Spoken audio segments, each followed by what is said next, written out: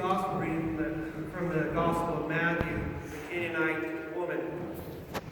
The events that lead up to this, you have to research a little bit, look at the parallel Gospels and Mark, and see what was Christ and his disciples were doing up to this point.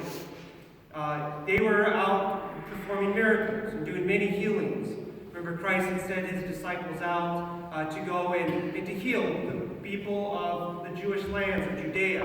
And remember, he gave them a warning not to go to the Samaritans or the Gentiles, just to go and preach to the people, the Hebrew people, to the Jews.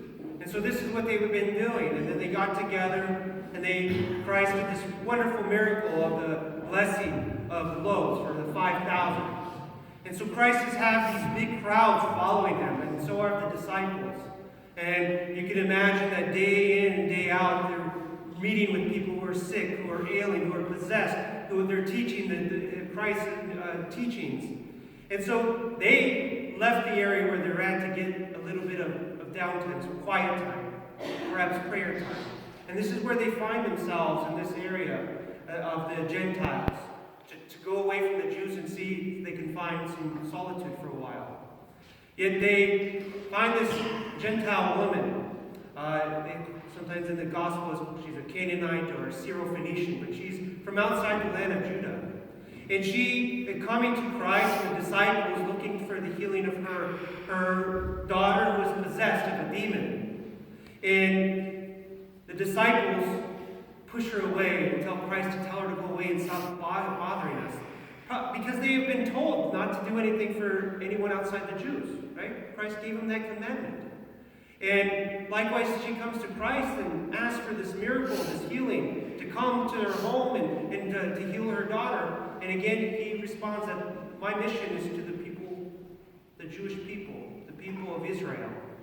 And this was the order of things. It's not that Christ did not want to preach to the Gentiles and those that came out. We know that was part of the plan. But his mission while he was on earth was to turn his people back into a new covenant.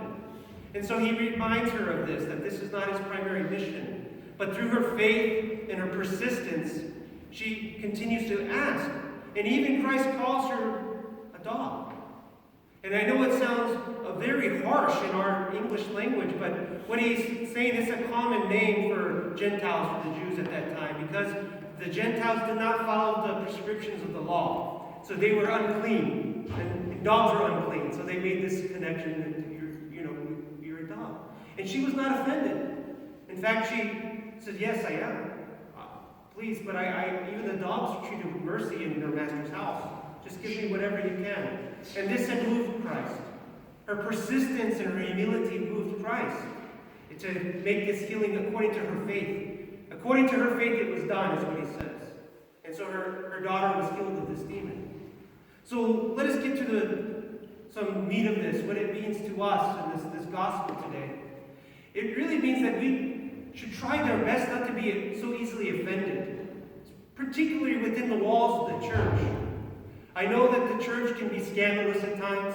Sometimes we can have pastors that aren't the most pastoral. Sometimes we pastors can make mistakes in dealing with people. Sometimes we have our brethren among us that slight us or aren't the most kind and Christian people. But we shouldn't let that affect our salvation. We shouldn't become so easily offended that we lose our salvation over it, that we remove ourselves from the salvation of Christ within the walls of his church. There's a lot to be offended by. In this world today is very common that everyone's offended by everything. Everyone's offended by everything. You can't look at someone cross-eyed without them being offended. We're in a land of safe spaces where you have to have your own room in order so you can feel comfortable and have no one who disagrees with you in these colleges today. Everyone's offended. It's hard not to offend anyone. But we Christians within the walls of the church should not be so offended easily. Today's gospel, that woman could be very easily offended. That woman could be very easily offended by the words of our Messiah, our Lord, our Christ, our God, who is God.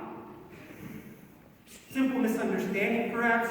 Simple, just a harsh word that was a common word at that time. But she could have been offended and let her remove yourself from the situation. I'm done with you. How many of us know people who have left the church over little things, over slights, perhaps an admonition from a pastor for their salvation, but they took it the wrong way, they did not want to be humble enough to accept it, and they left. And I'm not talking about abuse, brothers and sisters. No one needs to be abused. But how many people have offended over a teaching of the church? Or again, a prescription that someone has given you to change your lives to better it, and they've left completely. Or a friend didn't remember an important date, or they didn't pray for you, or they didn't check in on you when you were sick here at the church, and so the church is no longer good. That God is no longer good. This is a result of their God and how they believe, so I'm gone. I've left the church. It's happened a lot. It's probably happened within this parish a lot as well. And so we have to, brothers and sisters, remember that ultimately we're seeking salvation within the church.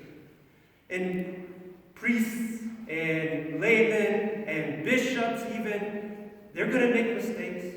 Sometimes they're going to use words that we don't like, that might offend us. Do not take it personally. Have the humility to realize that I am the chief of sinners, what we heard in the epistle today. That we should all consider ourselves the chief of sinners. That anything that comes our way, perhaps we can take it as a test of our patience and our endurance to seek that salvation that we so want, right? Let us not be offended. Let us always be humble and accept these things with humility. And persevere and continue to come to the church. Continue to ask God for that thing which we need the most, which is the salvation of our souls. So today, in the land of offensiveness, there's no place for it in the church.